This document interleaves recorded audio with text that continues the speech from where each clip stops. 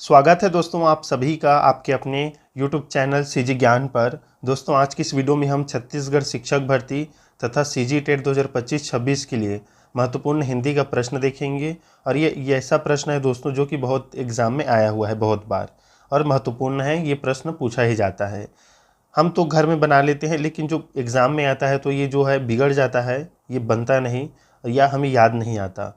तो इसी कारण से हमने ये जो वीडियो लाया है ऑब्जेक्टिव आप आंसर लगाइएगा, क्योंकि जो प्रैक्टिस है आप प्रश्नों पर ही कर सकते हैं जो कि बहुत ही ज़्यादा महत्वपूर्ण है।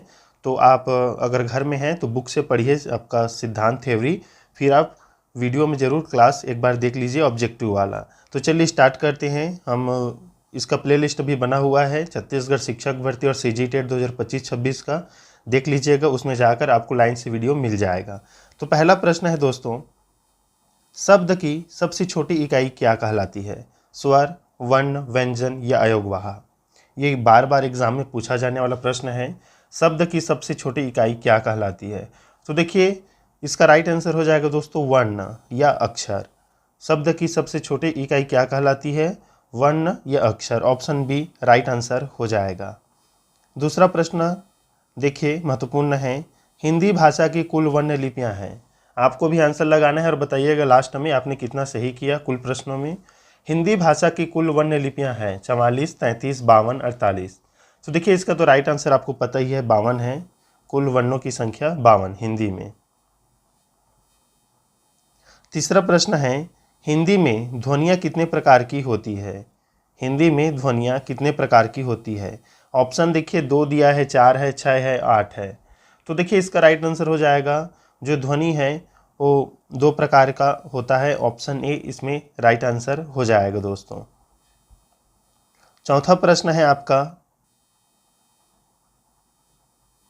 हिंदी वर्णमाला में स्वरों की संख्या है, बताइए हिंदी वर्णमाला में स्वरों की कुल संख्या कितना है? 11, 10, 9, 13। इम्पॉर्टेंट है, हिंदी वर्णमाला में स्वरों की संख्या कितनी है? तो देखिए व्यापम तो है कि कौन सा राइट आंसर लेता है, तो 11 को याद रखिएगा। ऑप्शन ए सही उत्तर हो जाएगा। हिंदी वर्णमाला में स्वरों की कुल संख्या 11 है। पांचवा प्रश्न है, निम्नलिखित में से कौन सा मूल दीर्घ स्वर नहीं है? मूल दीर्घ स्वर नहीं है। तो देखिए आ तो है, ई भी है, ऊ भी है, कौन सा नहीं है दोस्तों? तो ओ दीर्घ स्वर, मूल दीर्घ स्वर नहीं है। तो ऑप्शन डी राइट आंसर हो जाएगा। छठवां प्रश्न देखिए, मात्रा के आधार पर स्वर कितने प्रकार के होते हैं? ऑप्शन दिया है 2, 3, 4, 5। मात्रा के आधार पर स्वर कितने प्रकार के होते हैं? तो देखिए मात्रा के आधार पर स्वर होते हैं दोस्तों 3 प्रकार के। ऑप्शन बी सही उत्तर हो जाएगा, 3 प्रकार के। सातवां प्रश्न, जिह्वा के आधार पर स्वर कितने प्रकार के होते हैं? 2, 3, 4 या 6। जिह्वा के आधार पर स्वर कितने प्रकार के होते हैं? तो ये होते हैं दोस्तों ये भी 3 प्रकार के। ऑप्शन बी राइट आंसर हो जाएगा। अर्ध विवरित स्वर है उ, ए, आ या ए, बताइए। तो देखिए अर्ध विवरित स्वर है दोस्तों ए। ऑप्शन बी राइट आंसर रहेगा इसमें, अर्ध विवरित स्वर। बहुत ही महत्वपूर्ण प्रश्न है जितना भी अभी कराया जा रहा है, और आप भी आंसर लगाइएगा। जिनकी ध्वनि केवल मुख से निकलती है वे हैं वृत्ताकार स्वर, संवृत स्वर, अनुनासिक स्वर, निर्नुनासिक स्वर। बताइए जिनकी ध्वनि केवल मुख से निकलती है वे हैं, तो वे है दोस्तों निर्नुनासिक स्वर। ऑप्शन डी राइट आंसर हो जाएगा।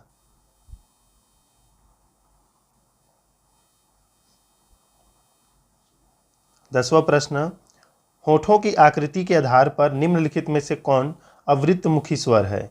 ई, उ, ओ या उ? बताइए होठों की आकृति के आधार पर निम्नलिखित में से कौन अवृत्तमुखी स्वर है?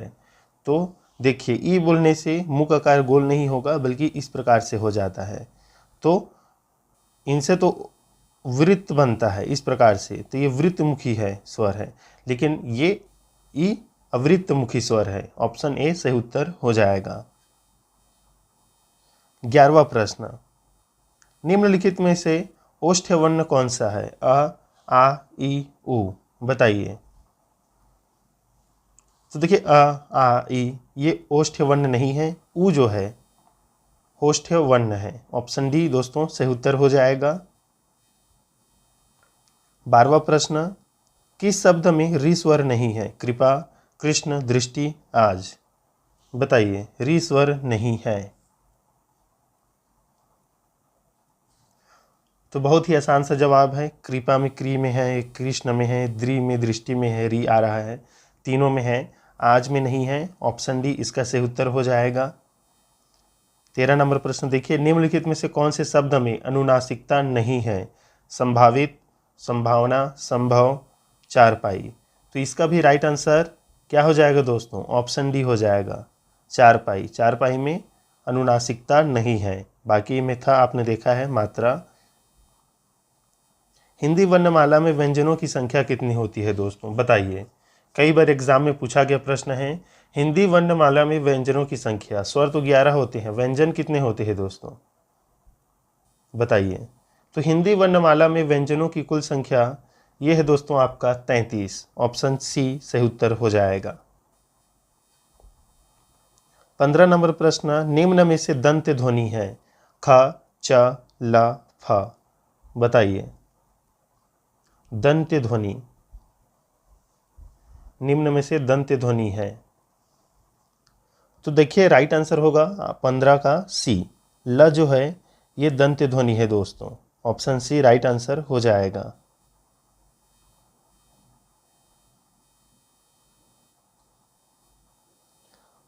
अंतःस्थ और ऊष्म वर्ण कितने हैं? अंतःस्थ और ऊष्म वर्ण कितने हैं? 6, 8, 9 या 7? बताइए। तो देखिए ये है दोस्तों 8। ऑप्शन इसमें क्या हो जाएगा? बी राइट आंसर हो जाएगा, 8 है। दो व्यंजन जब एक साथ मिलते हैं तो क्या कहलाते हैं? संयुक्त व्यंजन, अल्प प्राण, अंतःस्थ, महाप्राण। बताइए दोस्तों, दो व्यंजन जब एक साथ मिलते हैं तो क्या कहलाते हैं? तो ये कहलाते हैं दोस्तों ऑप्शन ए संयुक्त व्यंजन। हिंदी वर्णमाला में कुल कितने अयोगवाह हैं? 2, 5, 3, 4। तो हिंदी वर्णमाला में कुल कितने अयोगवाह हैं दोस्तों? तो 2 है। कौन कौन सा? तो अंग और आहा। ये जो है 2 अयोगवाह हैं, तो ऑप्शन ए राइट आंसर हो जाएगा। 19वां प्रश्न, निम्न में से कौन सा व्यंजन संघर्षी है? बताइए, ह, म, झ, ठ। तो राइट आंसर क्या रहेगा दोस्तों 19 का? बताइए, संघर्षी है। इसका राइट आंसर आप कमेंट में बताइएगा। 19वां का ह रहेगा, म, झ या ठ? कमेंट में बताइएगा 19वां का राइट आंसर क्या है, और मैं ही उसमें जो है कमेंट में भी बता दूंगा सही उत्तर उसका क्या रहेगा। आप कमेंट जरूर कीजिएगा। काकल्य वर्ण कौन सा है? बताइए, य, स, ह, न। काकल्य वर्ण, तो काकल्य वर्ण है दोस्तों इसमें आपका ऑप्शन सी ह। याद रखिएगा, मोस्ट इंपॉर्टेंट प्रश्न है ये। र का विवरण है? बताइए, र का वर्त्य, लुंठित, सघोष, अल्प प्राण व्यंजन, वर्त्य, पार्श्विक, सघोष, महाप्राण व्यंजन, वर्त्य, संघर्षी, अघोष, अल्प प्राण व्यंजन, या वर्त्य, स्पर्श, सघोष, महाप्राण व्यंजन। कौन सा है इसमें से र?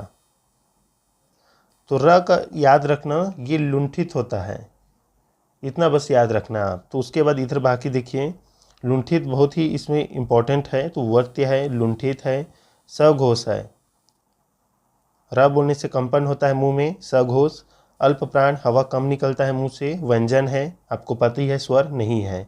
तो ऑप्शन ए राइट आंसर हो जाएगा। बहुत ही इंपॉर्टेंट प्रश्न है। देखिए आपको व्यापम तो कोर्ट में प्रश्न पूछेगा, तो कुट के लिए भी जरूरी है आप एक एक पॉइंट आपको पता हो। निम्न में से कौन सा व्यंजन पार्श्विक है? बताइए, पार्श्विक है स, ल, झ, या? तो देखिए जो व्यंजन वो पार्श्विक है वो है आपका ल। ऑप्शन बी दोस्तों सही उत्तर हो जाएगा इसमें। 23वां प्रश्न देखिए, निम्न में अर्धस्वर कहलाता है? य, प, र, ल। अर्धस्वर, तो अर्धस्वर यह है दोस्तों, य। ऑप्शन ए याद रखिएगा, ये अर्धस्वर है, कई बार एग्जाम में पूछा गया है। स्पर्श व्यंजन कंठ ध्वनि, अघोष और महाप्राण ध्वनि है? क, ग, ख या घ? बताइए।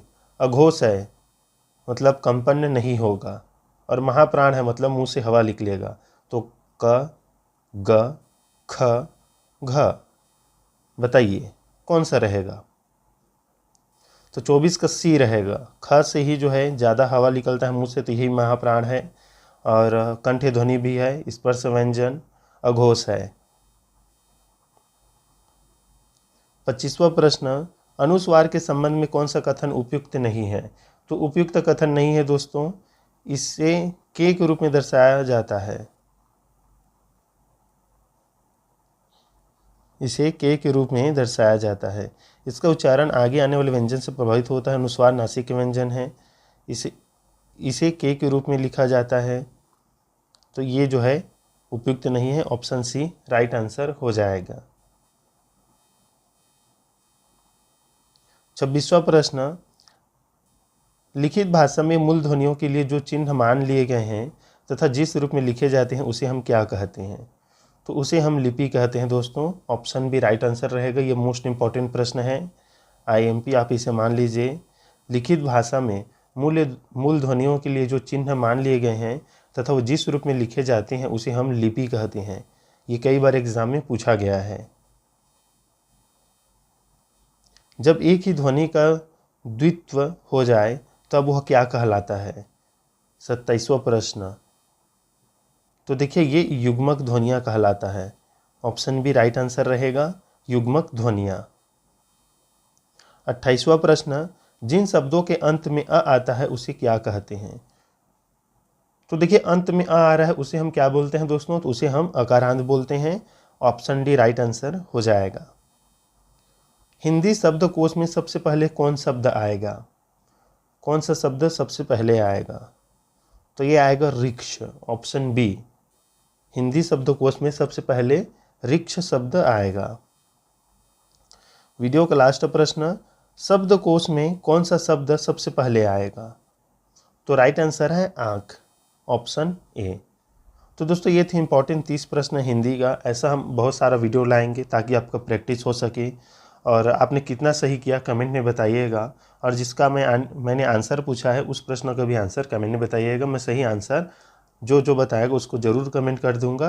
तो मिलते हैं दोस्तों नेक्स्ट वीडियो में, तब तक के लिए धन्यवाद।